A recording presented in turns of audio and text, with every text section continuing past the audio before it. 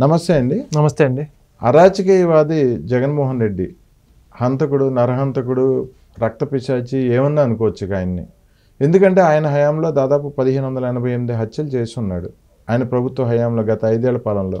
అందులో దాదాపు 68% దళితులు, మైనార్టీలు, మహిళలు వీళ్ళే ఉన్నారు.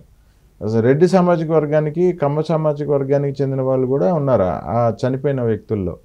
సో ఈ జగన్మోహన్ రెడ్డి ఈరోజు నీతి వాక్యాలు చెప్తూ, బైబిల్ కబుర్లు చెప్తూ ఢిల్లీలో ధర్నా చేస్తాడంట.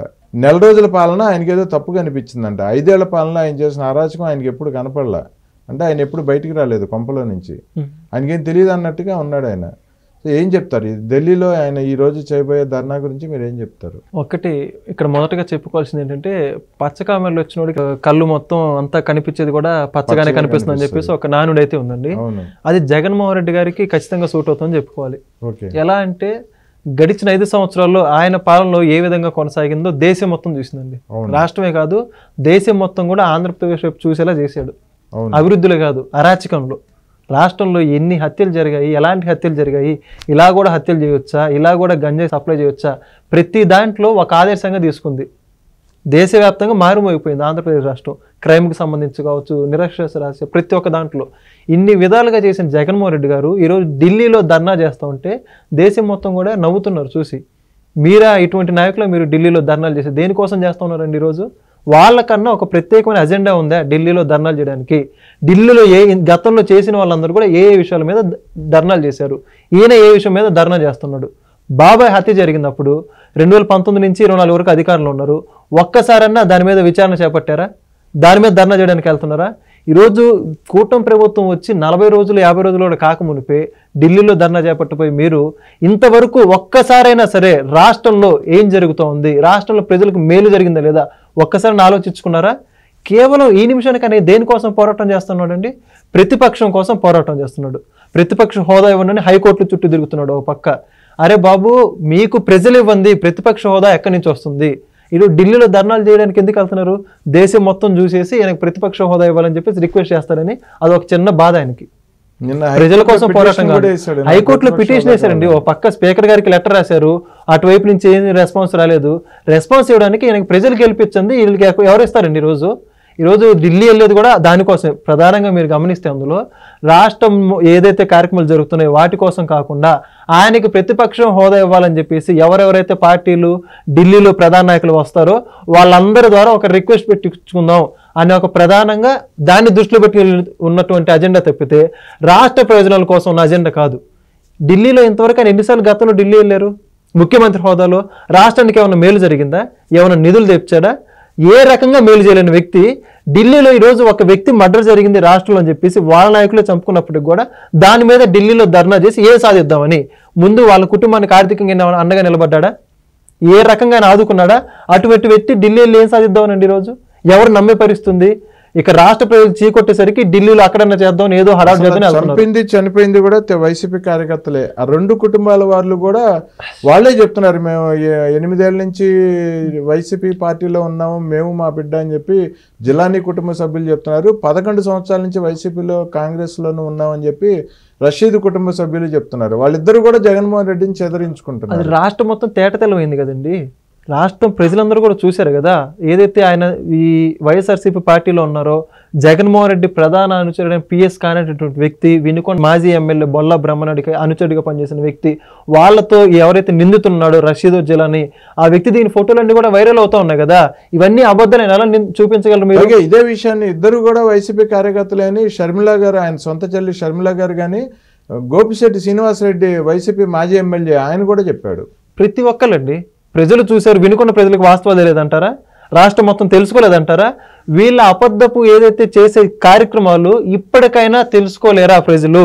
తెలుసుకున్నారు కాబట్టే కదా 11 సీట్లు ఇచ్చి కూర్చోబెట్టింది. ఇంకా ఎవరిని మోసం చేద్దామని ప్రజలు ఎవ్వరు కూడా పట్టించుకోవట్లేదు. ఈయన చేసే అబద్ధపు హామీలు కావచ్చు, బోటకపు నాటకాలు, ఇవన్నీ ప్రజలు మేల్కొని ఉన్నారు కాబట్టి ఇక్కడ ఆంధ్రప్రదేశ్ రాష్ట్రంలో మన నాటకాలు సాగవు. ఏదైనా సరే ఢిల్లీ వెళ్ళి ఏదైనా కవ్వింపు చర్యలు చేద్దామని చెప్పి ఢిల్లీ వెళ్తున్నారు. ఢిల్లీలో ఎవ్వరు కూడా పట్టించుకునే పరిస్థితి కూడా లేదు. వాళ్ళ నాయకులు పోతూ ఉంటున్నారు. వెళ్ళి నాయకులు ఎవరండి ఈరోజు? ఢిల్లీ వెళ్ళే నాయకులు అసలు నాయకులు ఉన్నారా వైఎస్ఆర్సీపీ పార్టీలు? ఈరోజు ఒక్కళ్ళన్నా బయటకు వచ్చి మాట్లాడుతున్నారా? ఏం సాధిద్దామని వెళ్తున్నారు వీళ్ళు? అదొకటి కూడా గమనించుకోమని ప్రజలు కూడా కోరుతూ ఉన్నారు. జగన్మోహన్ రెడ్డి గత 5 ఏళ్ల పాలనలో జరిగిన అకృత్యాలు, అరాచకాలు, దాడులు, హత్యల మీద 916 ఘటనలు కేంద్ర ఎస్సీ ఎస్టీ కమిషన్ కానీ పౌర హక్కుల సంఘానికి కానీ వెళ్ళటం జరిగింది రాష్ట్రం నుంచి. ఇవన్నీ నేషనల్ మీడియా ఈరోజు జగన్మోహన్ రెడ్డిని అక్కడ ప్రశ్నిస్తే ఢిల్లీలో ఏం సమాధానం చెప్తాడు? అసలు జగన్మోహన్ రెడ్డి గారి పాలనలో జరిగినాయి సాధారణ హత్యలు కూడా కాదండి. ట్రాక్టర్లతో చంపడం, తొక్కించి పెట్రోల్ పోసి తగలబెట్టడం, గొంతులు కోయడం. అసలుకి దేశంలో ఏ రాష్ట్రం లేని మారణ హోమం మొత్తం గడిచిన 5 సంవత్సరాల్లో ఆంధ్రప్రదేశ్ రాష్ట్రంలో జరిగింది. అనేక ఆధారాలతో సహా నేషనల్ మీడియా సైతం కవరేజ్ చేయడం జరిగింది. చంద్రబాబు నాయుడు గారిని అరెస్ట్ చేయడం కావచ్చు, ప్రతి ఒక్కటి కూడా. ఇవన్నీ చూసిన నేషనల్ మీడియా ఈరోజు మళ్ళీ ఈ వ్యక్తి దగ్గర రావడానికి కూడా వాళ్ళందరూ కూడా ఆలోచిస్తూ ఉన్నారు. వాస్తవాలు తెలుసు కదండి వాళ్ళకు కూడా.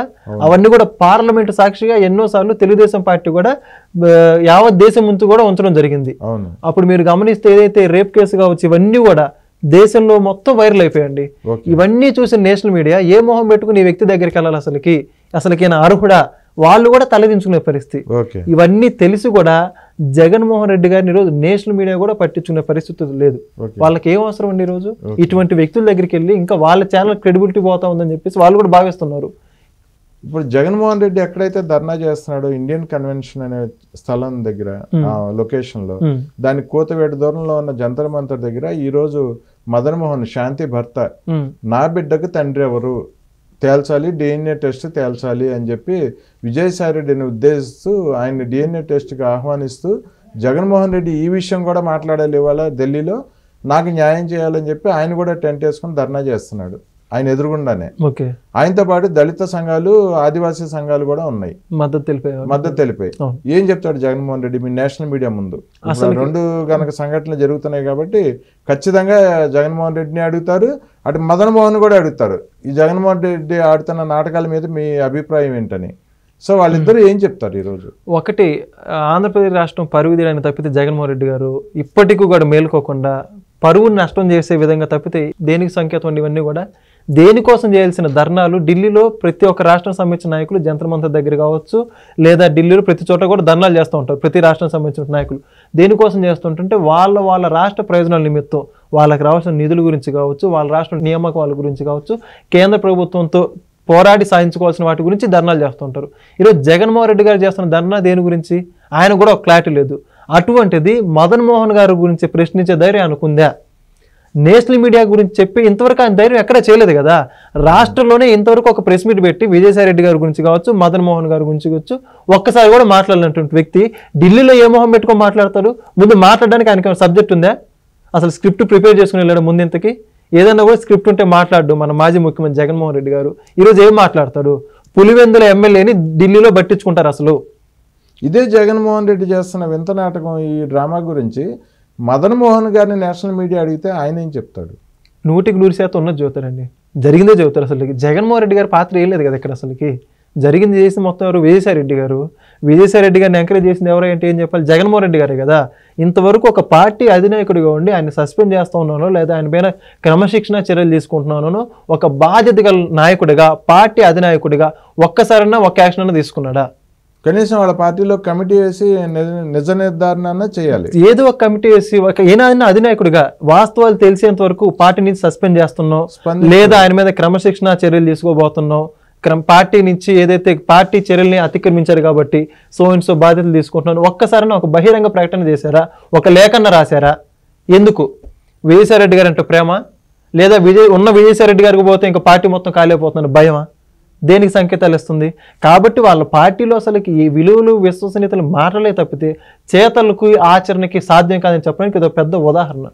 ఓకే అండి, చూద్దామండి. జగన్ నాటకాలు ఢిల్లీలో ఇంతకాలం ఏపీలో చేశాడు జగన్ నాటకాలు, ఈరోజు ఢిల్లీలో మొదలుపెట్టాడు. ఈ నాటకాలకి పర్యవసానాలు చాలా జగన్మోహన్ రెడ్డికి తెలియదో కానీ ప్రజలైతే ఆయన అసహించుకుంటున్నారు, ఆయన ముఖం మీద ఉమ్మేసేలా ఉన్నారు. చూద్దామండి ముందు రోజుల్లో ఇంకా ఎటువంటి పరిణామాలు సంభవిస్తాయో. ఓకే అండి, థ్యాంక్ యూ.